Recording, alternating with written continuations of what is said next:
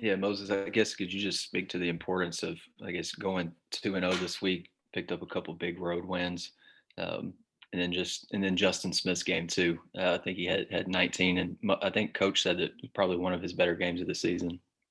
Yeah, two very big wins on the road, starting with Kentucky.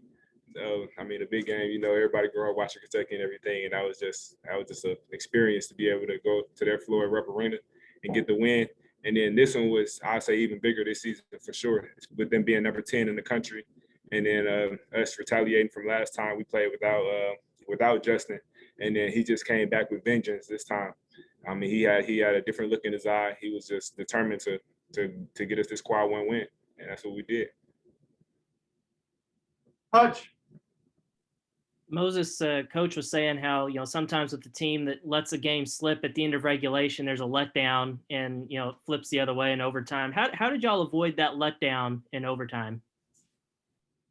I mean, basketball is a game of runs. They had a run at the end of regulation, hit two great shots. I mean, they out hustled us, and we just we took that.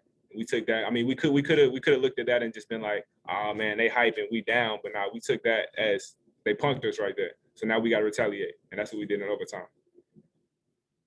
Curtis. Hey, Moses, I wanted to ask you about Connor. Obviously started the game, but then didn't play much the rest of the first half, and then went back to him in the second half, and he really stepped up for you guys. Oh yeah, Connor's gonna do what he's gonna do. There was I mean, in the game, the way that the game was going, it was hard for him to stay early. But when he came back in the second half, I mean, I don't even got to say much. Y'all saw what he did. Because he's going down there, getting the ball against a lot of smaller defenders, getting easy buckets. I still don't like that lob I threw him that called the charge. I ain't really like that one, but but yeah, Connor played great. He did what he does. Bob. Yeah, Moses, could you describe that defensive play you made after they waved off the away from Braun? I think it was you. Could you describe that play and just how obviously that was a. I'm sorry, you was breaking up. Can you repeat the question? Okay. You knocked the ball away from Braun there after they waved off the goaltending. So you guys were still up by one, and I think it was you that knocked the ball away from Braun. Could you describe that play? Kind of what happened in that sequence? Oh yeah, well, it was kind of controversial how he got there in the first place. I maybe should have been in help, but I did have Mark Smith, which was the best shooter on the team, so I had to get over the top if they did run the stagger screen away. But I mean, I got there kind of late, but JT recovered, got the block, and when I saw he did his job and got the block, I just knew we had to secure the rebound because that's how they got us to overtime in the first place. So just not letting down after we see the first shot not go in, because sometimes when they miss the ball, you just like take a deep breath.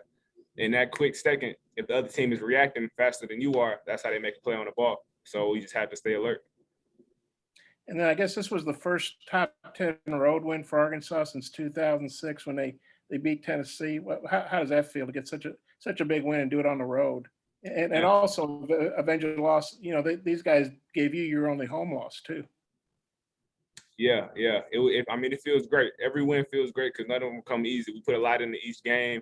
We're going to start over tomorrow, preparing for the next game. So, I mean, after every win, you just have to take a second and really just soak in what you just did. And, I mean, we did beat a top 10 team in their home. So that's a big accomplishment. Coach Musselman said you guys run a free throw drill in practice that everybody hates, but I guess it came in handy today. What is it that happens on that drill? What do you guys have to do? All right, so we have about 6 goals in the practice facility. So you might be 2 to a goal, and everybody goes around, and you have to hit one, and then the next person has to hit the second one, then the third one go all the way up to about 8, and then 7, then 6. So I mean, it's a lot of pressure on each and every shot. So we just putting ourselves in that late game situation, which really obviously comes back to help. Like JT did last game, like I did late this game, like Justin did late this game. So it's just we've been there before, So if you miss in practice, do you have to start over again, or what? Well, if you miss 2 in a row, then everybody got to do push-ups. And we got about 2 minutes and 30 seconds to get all the way down to 0. And if we don't make it, then we will probably have to do a down and back or line drill, and then get back to it.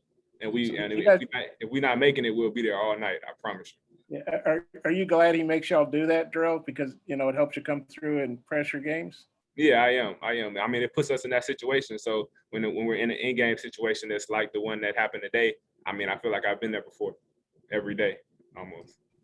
Okay, thanks. Thanks, Moses. Appreciate your time. We'll bring in Connor Van over next. All right, thank you.